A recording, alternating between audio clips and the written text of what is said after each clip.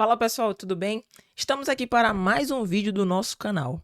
E hoje, destinado para aqueles que vão fazer a prova da PM da Paraíba e do Corpo de Bombeiros da Paraíba, lá para o cargo de soldado. Então, o que eu não posso deixar de saber para a minha prova de Direito Penal? Nós fizemos uma análise do edital atual, do último edital e do que foi cobrado na última prova. Hoje, os concursos, o estudo para concursos públicos, ele está profissionalizado. Então, aquele candidato que tenta estudar de forma genérica para vários cargos, tende realmente a não ser aprovado. Ao passo que aqueles candidatos que definem carreira e cargo, eles tendem a ter muito mais chances, né, de uma aprovação. E por que tudo isso? Hoje, com essa profissionalização do estudo, quando você define carreira, você tem matérias específicas que são cobradas. Quando você define cargo, as bancas têm inclusive cobrado os temas específicos para cada cargo, além de ter inserido a prova discursiva, coisa que antes a gente não via, né? A cobrança de provas discursivas para determinados cargos, como o cargo de soldado da PM e do bombeiro. Hoje, a prova discursiva é mais uma etapa para a nossa seleção, em que isso pode definir e muito ali a sua colocação. Porque, a depender da sua nota da discursiva, tudo isso a classificação ela pode ser completamente alterada. Já vi gente que estava fora do número de vagas e entrou depois de uma prova discursiva. Tá? Mas hoje o objetivo aqui do nosso vídeo é que nós possamos tratar sobre os temas que você não pode deixar de saber na sua prova de direito penal. Então, vem com a gente!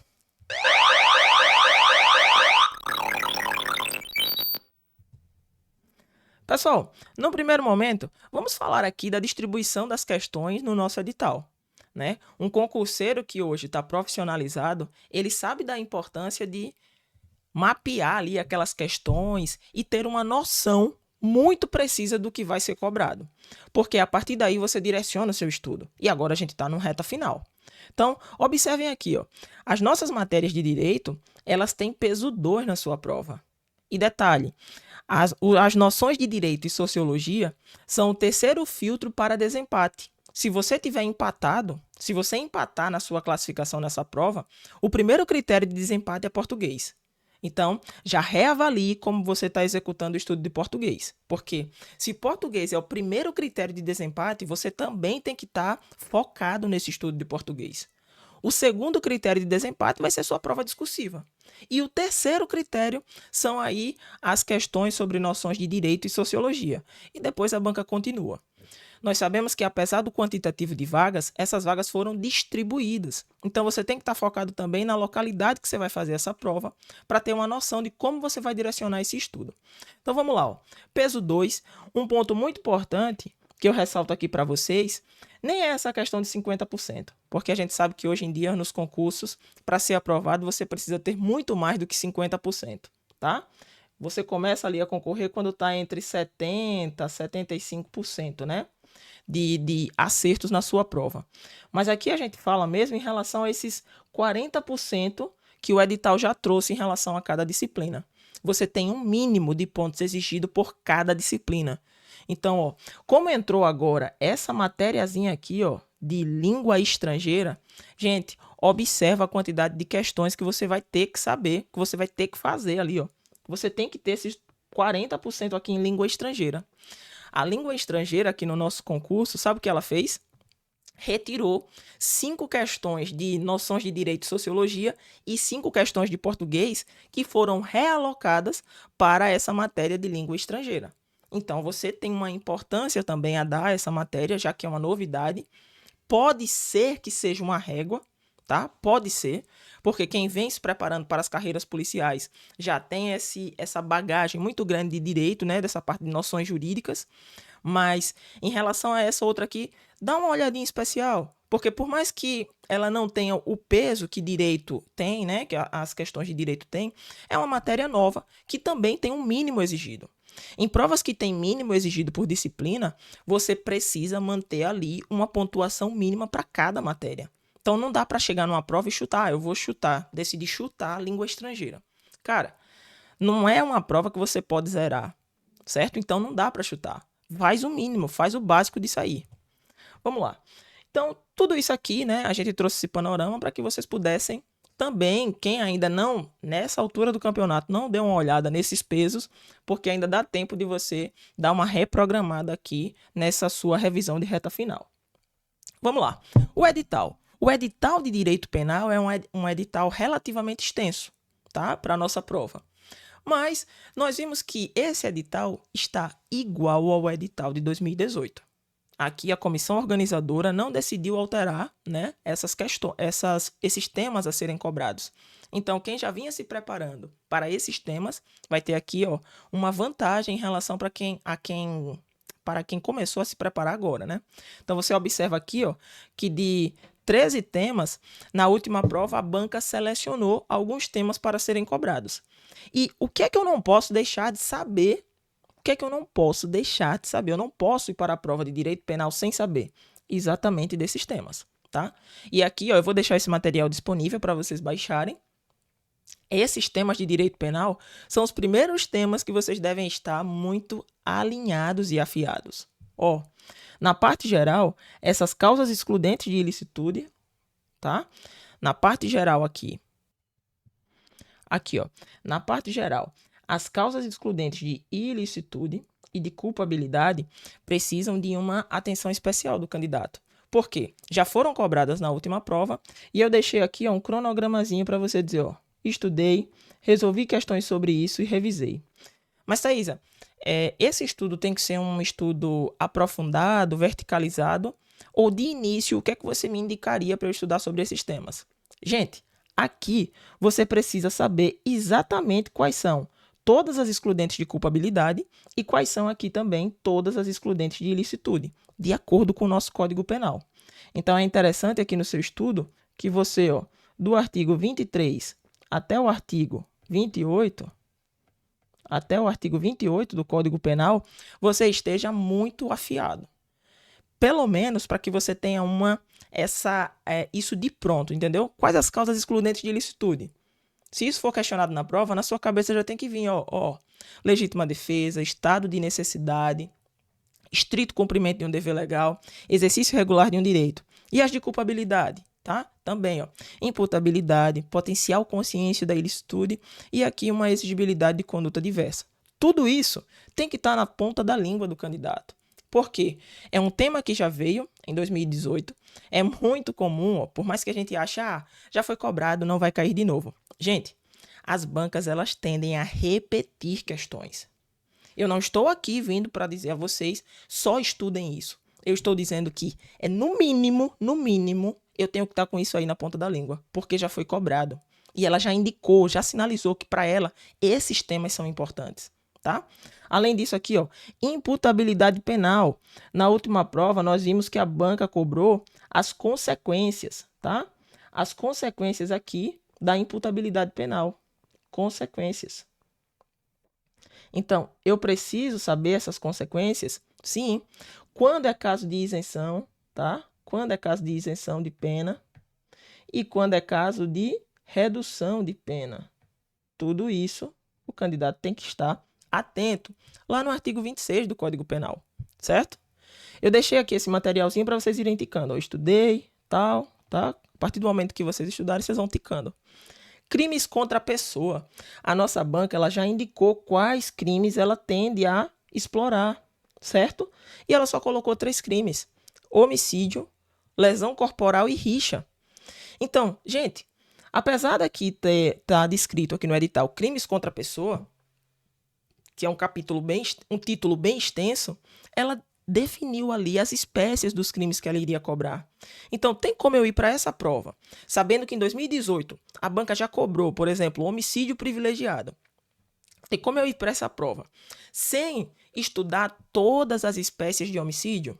Homicídio simples, lá do artigo 121, homicídio qualificado, lá do artigo 121, parágrafo 2º, o próprio homicídio privilegiado, tá, do parágrafo 1º, as causas de aumento dos homicídios qualificados. Gente, de 2018 para cá, foram inseridas algumas qualificadoras a mais e também foram inseridas causas de aumento para qualificadoras. Tá? Já eu explico para vocês a diferença de uma qualificadora para uma causa de aumento. Mas o que é que eu quero trazer para vocês?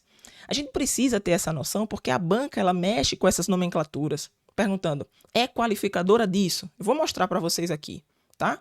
É qualificadora disso, é causa de aumento. Então, a gente precisa saber essas distinções.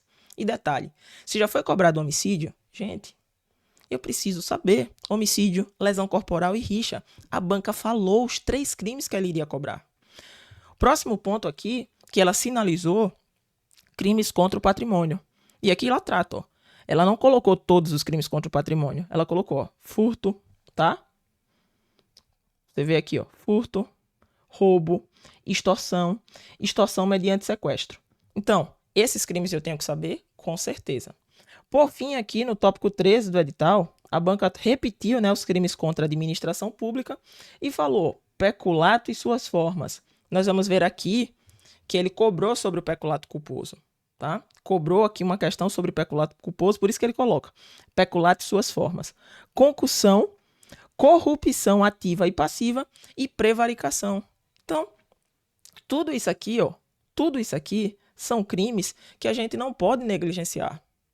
Esses temas aqui que estão na listinha aqui do nosso edital, tá? Que eu resumi para vocês, e eu faço mais uma vez uma ressalva. Isso aqui são temas que você não pode deixar de saber. O que é que eu não posso deixar de saber para a minha prova? Na última prova foram 7 questões de direito penal. Diante da redução, pode ser que não venham 7, tá? Que diminuam isso para 5 questões de direito penal. Mas pensem que 5 questões de direito penal com peso 2 são 10 pontos, tá? São 10 pontos na nossa prova. Então, é algo que você precisa ter uma estratégia e inteligência no momento de reservar um momento bem especial para estudar para direito penal. Vamos lá, vamos seguir aqui. Ó, primeira questão da nossa banca aqui em 2018. Primeira questão cobrada em 2018. Vamos analisar agora os temas, tema a tema, tá? Com vocês. Dentre as alternativas abaixo, assinale aquela que admite a possibilidade de reconhecimento e aplicação da ultratividade penal. E aí você pode pensar, primeiro ponto, o que vem a ser ultratividade da lei penal, né? Por isso que você precisa estar atualizado nesse seu estudo. Logo nos primeiros artigos do nosso Código Penal, ele fala de lei penal no tempo e de leis penais excepcionais e temporárias, tá? Logo nos primeiros artigos. Então, quando ele fala ultratividade do direito penal, sabe o que é que ele está querendo perguntar a você também? Se existe retroatividade dessa lei, tá? Ou se existe uma ultratividade, se essa lei ela atua mesmo após a sua revogação. Então, observa aqui, ó. O artigo 3º aqui do Código Penal, ele fala, ó, a lei excepcional ou temporária, embora decorrido o período de sua duração, ou cessadas as circunstâncias que a determinaram, aplica-se ao fato praticado durante a sua vigência. O que é que o nosso Código Penal está querendo dizer com isso? Que uma lei, mesmo após a sua revogação, ela será aplicada aos fatos praticados durante a sua vigência. Nas leis temporárias e nas leis excepcionais, elas possuem o quê? Ultratividade. Elas serão aplicadas aos fatos ocorridos durante a sua vigência, tá? Nós sabemos, gente, que no direito penal vigora o princípio da irretroatividade da lei penal. A lei penal não retroage para prejudicar o réu, certo? Só que aqui ele está querendo saber algo diferente. A lei penal ela pode ser aplicada lá na frente por um fato que foi praticado lá atrás? Em quais hipóteses? São essas leis ultrativas, tá? É aqui no caso ó, de uma lei temporária ou de uma lei excepcional. Vamos aproveitar a questão para a gente estudar aqui, ó. O que é uma lei temporária? Ela já nasce com o prazo certo para morrer. Ela já nasce com o tempo certo para acabar. Ela tem prazo para a sua vigência, tá? Então ela é uma lei autorrevogável. E a lei excepcional, ela vai atender ali uma situação, uma circunstância, tá? De urgência, uma circunstância transitória, como a lei da Copa, tá? Alguma lei que foi criada aí para atender uma situação de urgência, quando acabar a situação que ensejou ali a realização dessa lei, ela será autorrevogável, ok? Volta para a nossa questão. Dentre as alternativas abaixo, assinale aquela que admite a possibilidade de reconhecimento e aplicação da ultratividade penal. Tá? Ultratividade penal, nós vimos duas hipóteses. nós vimos as leis. As leis temporárias e as leis excepcionais.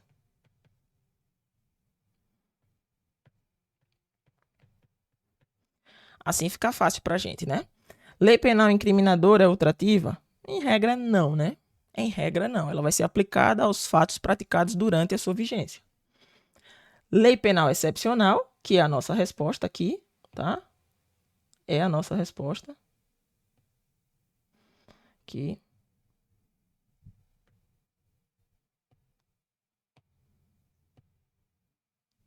Ok.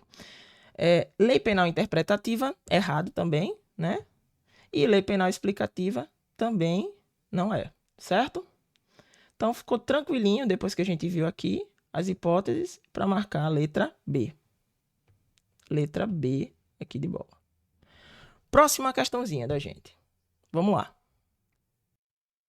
Vamos lá. Próxima questão. Relativamente à imputabilidade penal, vocês já viram aqui, né? Que é uma das hipóteses de alguns elementos, um dos elementos da culpabilidade, tá? Relativamente à imputabilidade penal, assinale a alternativa correta. Letra A.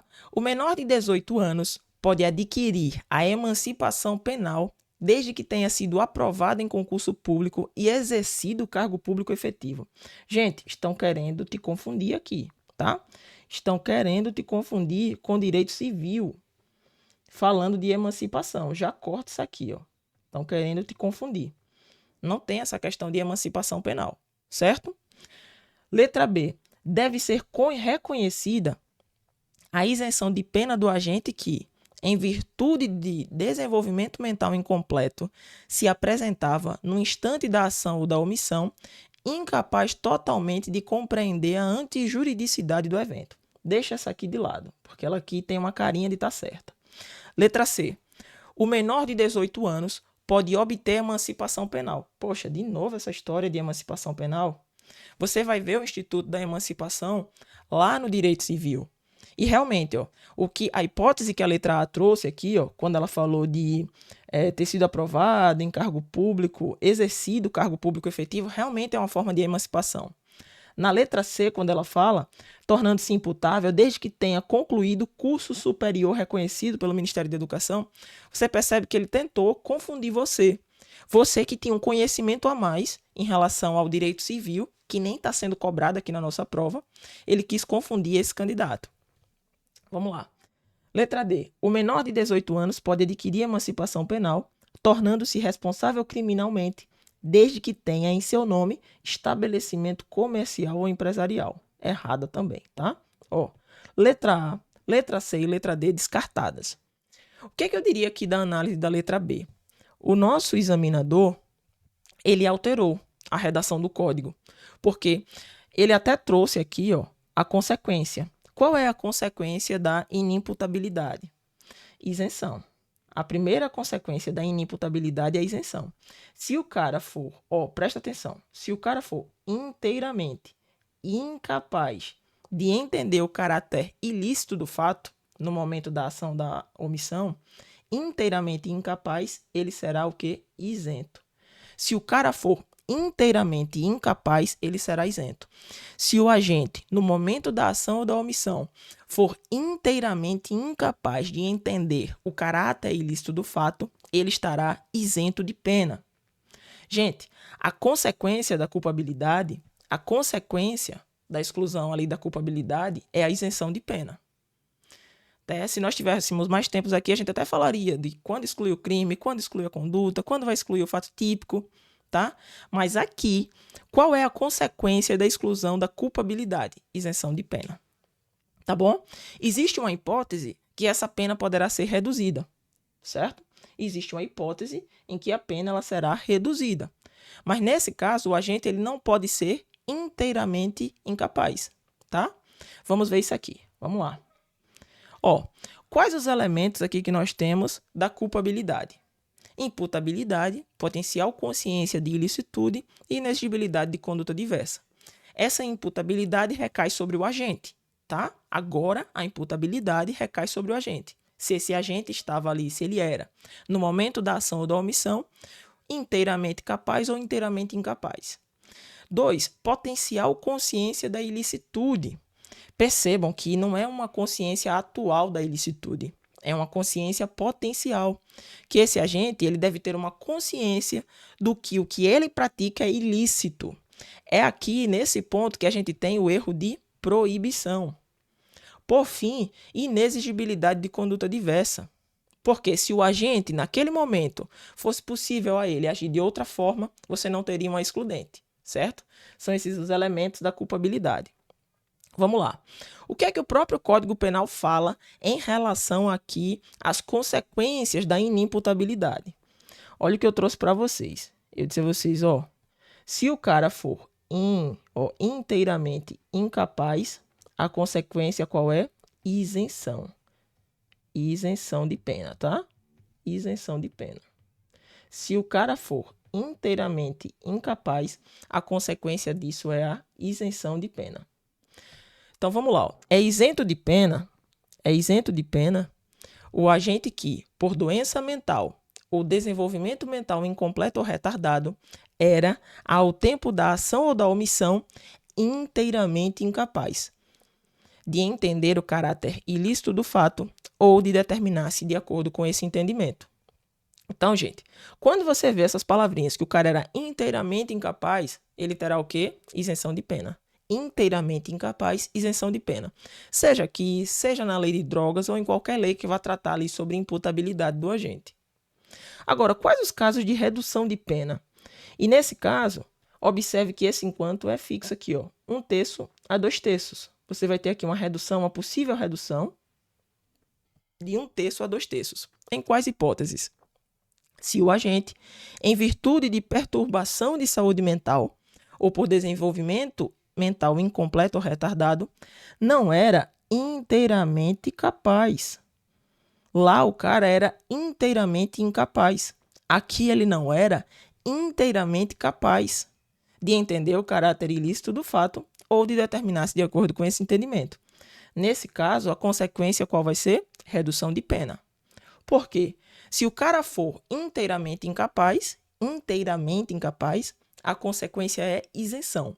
Mas se ele não era inteiramente capaz de entender o caráter ilícito do fato ou de determinar-se com esse entendimento, a consequência é a redução de 1 a 2/3, tá bom? Vamos lá. A nossa questão, o que é que ela falou? Ela não trouxe expressamente o inteiramente incapaz, mas ela disse que o cara era incapaz totalmente. É a mesma coisa, tá bom? Então, qual é a alternativa correta aqui? Letra B. Letra B de bola. Deve ser reconhecida a isenção de pena do agente, que em virtude de desenvolvimento mental incompleto, se apresentava no instante da ação ou da omissão, incapaz totalmente de compreender a antijuridicidade do evento. Ok? Vamos lá, vamos para a próxima. Apresenta-se como causa excludente da ilicitude, e aqui ele está cobrando da gente já as excludentes de ilicitude. Antes foi uma excludente de culpabilidade, agora uma excludente de ilicitude. Então, tópico muito importante aqui para a gente saber. Apresenta-se como causa excludente da ilicitude. Eu falei para vocês, logo no início, que como excludente de ilicitude nós temos, tá? Excludente de ilicitude aqui, legítima defesa, estado de necessidade, estrito cumprimento de um dever legal, por fim, o exercício regular de um direito, tá? Você tem 4 excludentes de ilicitude previstas no nosso Código Penal na parte geral, porque na parte especial tem outras excludentes. Mas aqui, para a parte geral, que é o que é cobrado para a nossa prova, nós temos 4 excludentes. Legítima defesa, estado de necessidade, estrito cumprimento de um dever legal ou exercício regular de um direito. Alguns autores ainda tratam de uma causa supralegal, só que isso não é cobrado para a gente, tá? Que seria o consentimento do ofendido. Então vamos lá. Em qual dessas alternativas ele trata de uma excludente de ilicitude, ou seja, uma legítima defesa, ou um estado de necessidade? Vamos lá, vamos analisar alternativa por alternativa. Letra A. Obediência hierárquica à ordem não manifestamente ilegal. Gente, isso aqui, ó, essa hipótese aqui é causa excludente de culpabilidade, tá? Aqui é causa excludente, ó. Aqui é uma hipótese de causa excludente da culpabilidade e não da ilicitude. Por isso ela está errada. Coação física irresistível. Imagine a situação que alguém com superioridade física pega na mão de outra pessoa e faz com que ela aperte o gatilho por uma coação física. Fisicamente a pessoa está sendo coagida. O que é que vai excluir aqui? A própria conduta do agente. Porque o agente, ele, apesar de ter consciência, ele não queria fazer aquilo, ele não tinha vontade. Para que seja reconhecida essa conduta, tá? A gente precisa que o agente tenha consciência e vontade. Mas apesar de ter consciência, ele não tinha vontade, ele não queria. Alguém estava apertando ali aquele gatilho por cima do dedo dele. Coação física. Errado, tá? Uma coação física irresistível, ela exclui a própria conduta, lá no fato típico. C. Erro de direito. Gente, erro de direito não se trata de um excludente da ilicitude. Você poderia até tratar aqui de excludente de culpabilidade. Por fim, a letra D fala exatamente uma das hipóteses previstas lá no artigo 23 do Código Penal, tá? Artigo 23 do CP. Gente, não dá para a gente se esquivar, por isso que eu falei para vocês, não dá para se esquivar para da gente, no mínimo, esses temas, eu preciso estar com esses temas bem afiados e na ponta da língua. É tipo assim, ó, é uma obrigação desse concurseiro que está se profissionalizando nesse estudo, isso aí eu tenho que ir sabendo. O que é que eu não posso deixar de saber? O que a banca já sinalizou pra gente que era importante. Eu não posso deixar de saber. Para depois, quando chegar aqui, ó, depois da prova, alguém chegar e dizer, poxa, isso caiu em 2018 e eu achei que não ia cair mais, acabei não estudando. A gente pode garantir que é isso que vai cair na prova? Claro que não. Mas as chances disso cair novamente são muito grandes. Entendeu? E por isso que a gente fica aqui, ó, massificando o conteúdo. Vamos lá. Aqui, próxima questão. Eu trouxe aqui, né, as excludentes de ilicitude. Gente, depois eu vou disponibilizar esse material aqui para vocês que possam analisar, revisar, ok? Excludentes de ilicitude, nós temos estado de necessidade, legítima defesa, estrito cumprimento de um dever legal ou exercício regular de um direito. Vamos agora aqui para a nossa próxima questão. Tício, logo após haver sido provocado injustamente por Mévio, sob o domínio de violenta emoção, pratica atos de violência contra Mévio, que vem a falecer imediatamente em função dos golpes de barra de ferro desferidos por Tício contra sua cabeça. Em função de seu comportamento ilícito, Tício deverá responder pelo delito de... Gente, muito importante aqui, né? Muito importante, foi como eu estava falando para vocês. Dos crimes contra a pessoa, o homicídio é um dos crimes por excelência que a gente tem que estar afiado e alinhado. Ele aqui, na questão, abordou o crime de homicídio privilegiado. E nós vamos fazer aqui algumas observações. Mas, para além disso, hoje nós temos 3 crimes no edital para a gente bater em relação aos crimes contra a pessoa. Homicídio, lesão corporal e rixa, tá? O crime é participar de rixa, tá? Você tem que ter ali mais de 2 contendores. São lesões praticamente recíprocas, né? Que pessoas ficam batendo umas nas outras. Então, assim, esses crimes você precisa saber. E no caso do homicídio, existe uma estruturação. Que se você pegar o próprio artigo 121, nós já temos até uma leitura de lei seca, eu vou deixar aqui o card para isso, que a gente leu ali os crimes contra a vida, só para você ter uma noção, tá? Então, pega isso e lê o código, o artigo 121, dá uma lida no código, separa no esquema. Se você já tem o material pronto, né, que nessa fase, nesse estágio de preparação, provavelmente você já tem o seu material pronto para o homicídio. Então, vê no seu mapa mental ou no seu resumo a estruturação de homicídio simples, homicídio qualificado, depois homicídio qualificado mais as causas de aumento, porque hoje você vai observar, ó, feminicídio mais causas de aumento de feminicídio, em que você tem ali, ó, Maria rezando um terço até a metade, que é a causa de aumento do feminicídio. né? Você aumenta ali de 1/3 até a metade. Em quais hipóteses? Aí você observa lá, tá? No parágrafo 7º, nós temos essas causas de aumento. Então, você vai ter que observar, ó. Nos casos de gestação ou 3 meses após o parto, o feminicídio, a pena de feminicídio, que já é uma pena qualificada, ela vai ser aumentada de 1/3 até a metade, durante a gestação ou nos 3 meses após o parto. Se liga na atualização do inciso 2, porque foi retirado o menor de 14 anos. Esse menor de 14 anos agora deixou de ser causa de aumento para ser o quê? Qualificadora do crime de homicídio. Então, tudo isso são especificidades que a gente tem que estar muito alinhado, tá? Ao invés de você estar muito preocupado em estar batendo o edital, gente, no mínimo, primeiro, você precisa ter uma base. E essa base não deixa de fazer. Estou falando aqui, ó, circunstâncias qualificadoras e as outras circunstâncias que vão ali ensejar uma causa de aumento. É muito importante você saber a diferença de uma qualificadora para uma causa de aumento. Eu sempre falo isso em sala de aula. Qual é a diferença da qualificadora para a causa de aumento, tá? Numa qualificadora, o que é que acontece? Na qualificadora, vamos falar do crime de homicídio.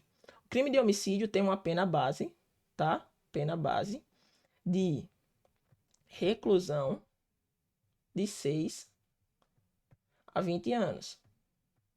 Quando esse homicídio ele é qualificado, o que é que acontece? O que acontece quando você qualifica, o legislador qualifica, tá? Um crime? A pena base vai ser alterada. Então, no homicídio, ao invés de a gente ter aqui, ó, uma reclusão de 6 a 20 anos, como ele qualificou, a pena agora passou de 12 a 30 anos. Percebam a diferença. Ó, o que antes era de 6 a 20, agora passou a ser de 12 a 30. Isso é uma qualificadora. Na qualificadora, o que é que o legislador faz? O legislador aumenta aquela pena que está ali no preceito secundário. Ele vai aumentar a pena que o juiz, na pena mínima, já vai arbitrar uma pena maior. O que era de 6 a 20 passou a 12 a 30. Mas e o que é uma causa de aumento? Como é que eu faço essa diferença? Na causa de aumento, você vai perceber, ó, frações. Por exemplo, 1/3 a metade, que é a causa de aumento que eu disse para vocês. Ó, Maria reza 1/3 até a metade, é a causa de aumento do feminicídio. Isso aqui é causa de aumento. Isso aqui é causa de aumento, tá? Muitas vezes a banca só está perguntando para você, ó, é furto qualificado ou é roubo circunstanciado. Todas essas nomenclaturas, o candidato precisa estar atento, porque é uma coisa simples, ó. É simples diferenciar uma qualificadora em que lá eu percebo que a pena base ela foi alterada, tá? Eu percebo que a pena base, ó, foi alterada, dá para perceber isso, de uma causa de aumento, que você vai ter, ó, uma fração. Nas causas de aumento você tem frações, isso é causa de aumento, que também, se for uma causa de diminuição, poderia trazer uma fração, tá bom? Então vamos lá, vamos para a nossa questão. Falei aqui da causa qualificadora, da causa de aumento, mas o que eu queria trazer para vocês é que, nesse estudo do homicídio, você precisa saber quais as espécies de homicídio, homicídio culposo, quando tem ali causa de aumento, quando tem perdão judicial, tudo isso eu preciso levar para a prova, tá? E quais as consequências desses atos. Qual é a consequência do perdão judicial? Qual é a consequência dessa causa de aumento? Tudo isso a gente tem que estar alinhado com o Código Penal. Porque, caso seja perguntado, a gente está com isso na ponta da língua. E, gente, geralmente, questões assim estão na lei seca, sem nenhuma dificuldade interpretativa, tá bom? Vamos lá. No homicídio privilegiado, o que vem a ser esse homicídio privilegiado, tá? Ó, se o agente cometer o crime impelido por motivo de relevante valor social ou moral, ou sob o domínio de violenta emoção, logo em seguida a injusta provocação da vítima, o juiz pode reduzir a pena de 1/6 a 1/3. Então, gente, no homicídio privilegiado, a primeira observação que a gente faz é: qual é a natureza jurídica dele? Qual é a natureza jurídica?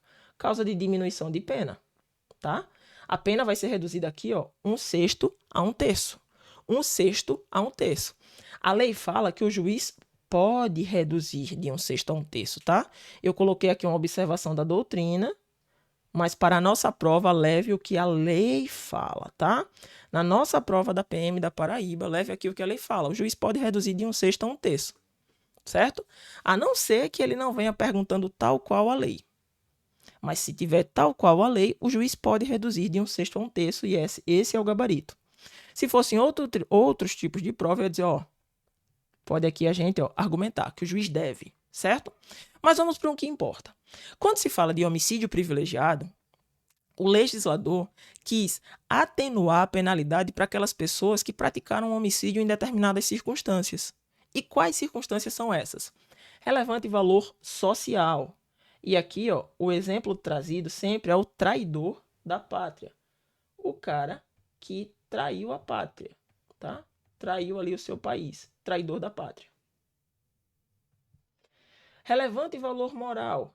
Imagina, o cara que manda matar o estuprador da própria filha. Ele tinha um relevante valor moral.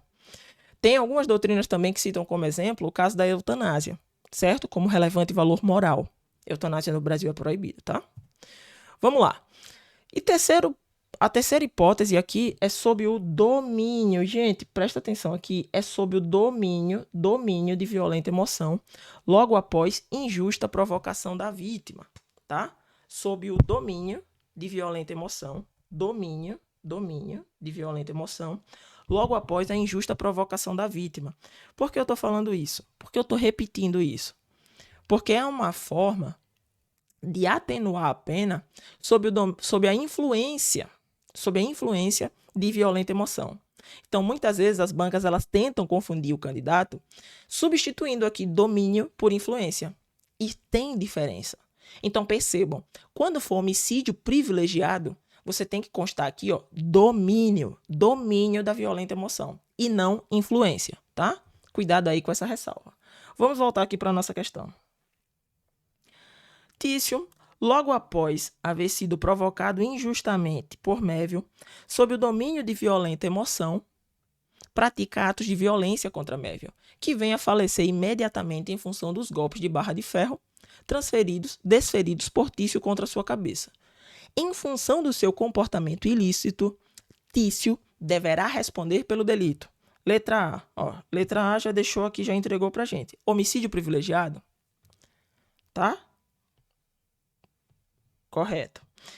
Homicídio qualificado por motivo torpe? Não, isso não é uma qualificadora de motivo torpe, tá? Um motivo repugnante. Lembrem que aqui, ó, no motivo torpe, o nosso legislador, é até o exemplo que a gente trata, né?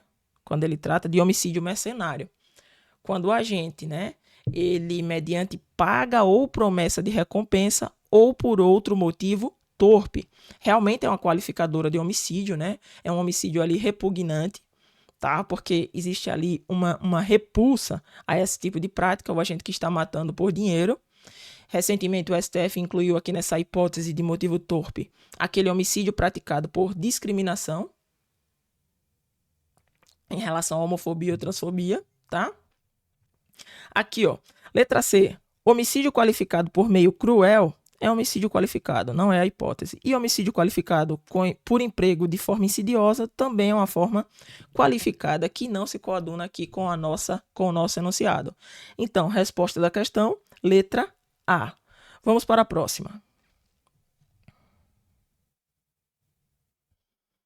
Apresenta-se como hipótese de furto qualificado, olha isso, furto qualificado, aquele que é cometido.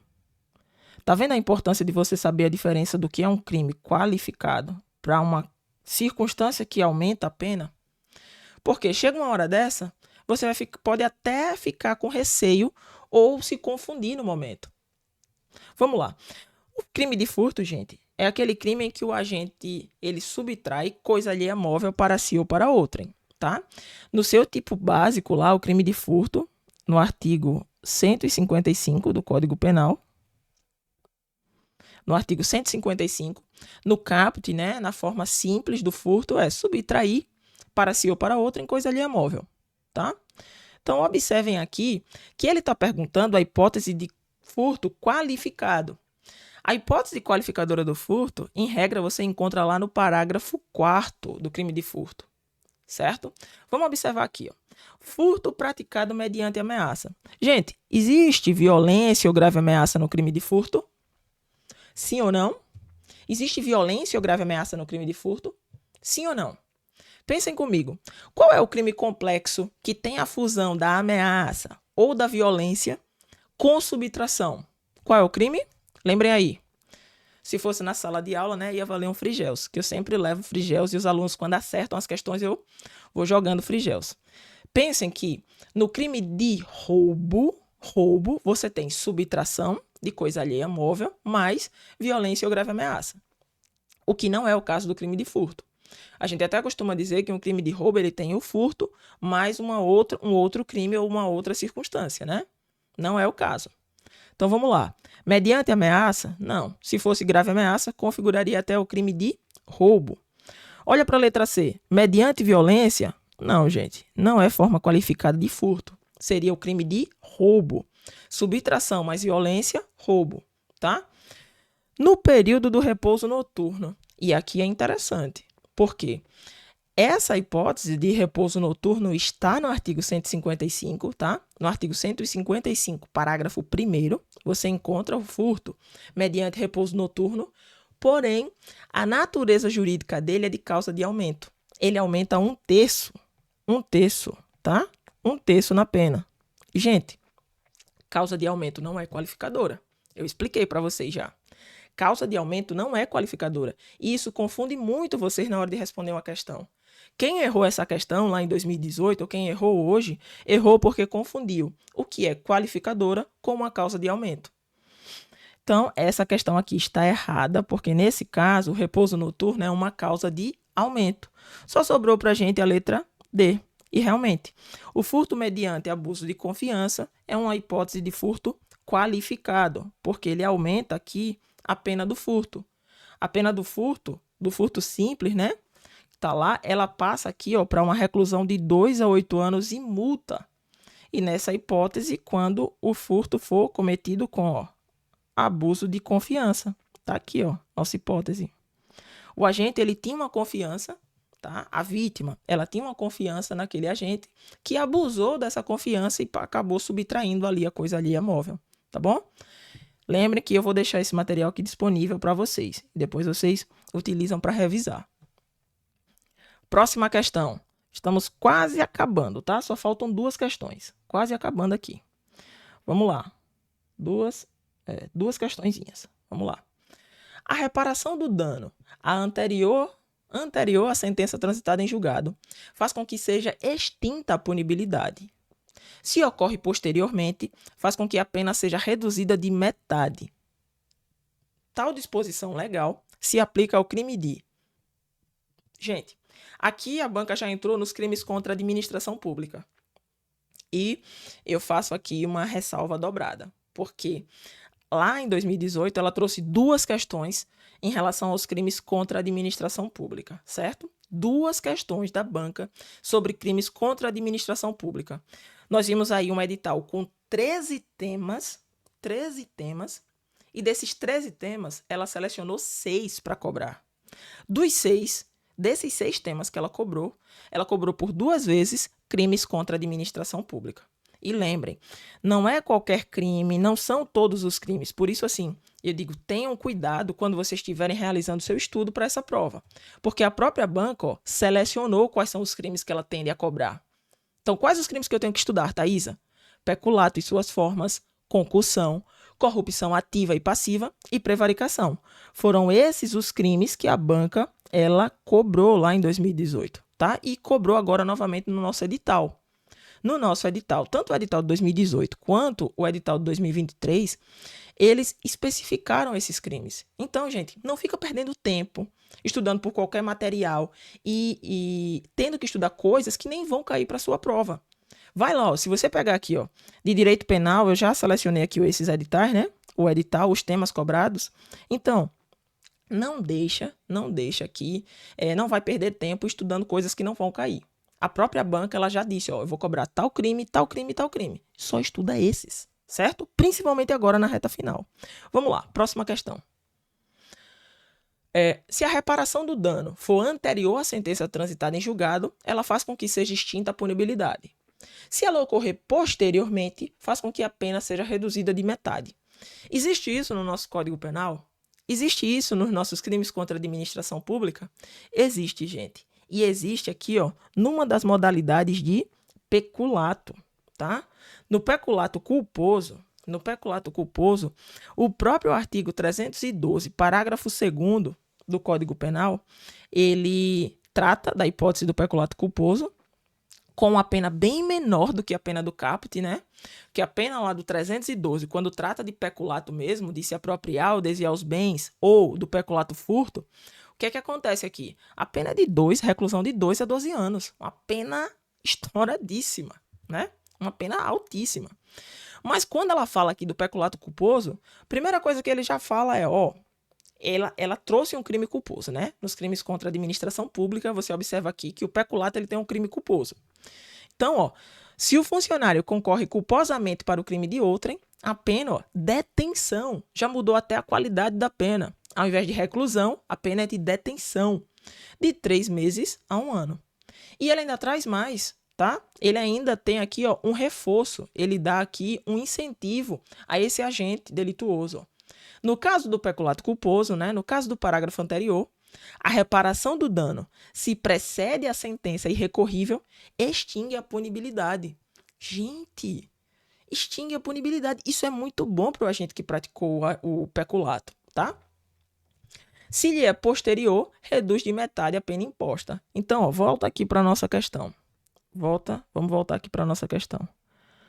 Então, a reparação do dano, se anterior à sentença transitada e julgado, faz com que seja extinta a punibilidade. Ok. Se ocorrer posteriormente, faz com que a pena seja reduzida de metade. Ok também. Qual é a espécie de peculato? Peculato aqui, ó, culposo. Alternativa letra C.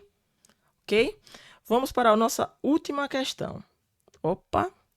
Última questãozinha. A conduta típica de fazer exigência de vantagem indevida, valendo-se da condição do cargo público ou no exercício desta função, configura o crime de... Gente, ó, se o funcionário público exigir uma vantagem indevida, se ele exigir essa vantagem indevida, qual é o crime? Qual é o crime? Concussão, tá? Agora, se ele solicita, recebe, qual é o crime? Corrupção passiva, tá? A gente precisa ficar ligado nesses verbos nucleares para fazer as distinções entre os crimes. E lembrem sempre que quando a gente pratica o crime, eu sempre falo, pensa na intenção. Se você se ligar na intenção do agente, você consegue distinguir qual é o crime. Nesse caso, ele queria exigir, fazer exigência de vantagem indevida. Mas não é qualquer exigência, né? Ele vai se valer do cargo, tá? Valendo-se da condição de cargo público ou no exercício desta função. Configura qual crime? Ó, isso é uma prevaricação? Não.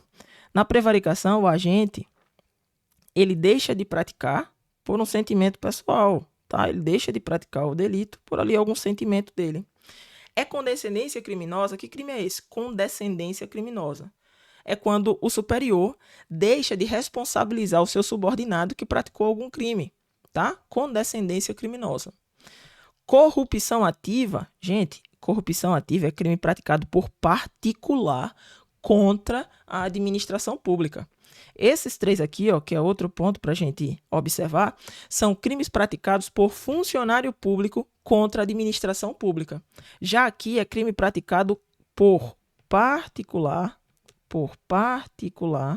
tá? Contra a administração pública. A administração pública, certo?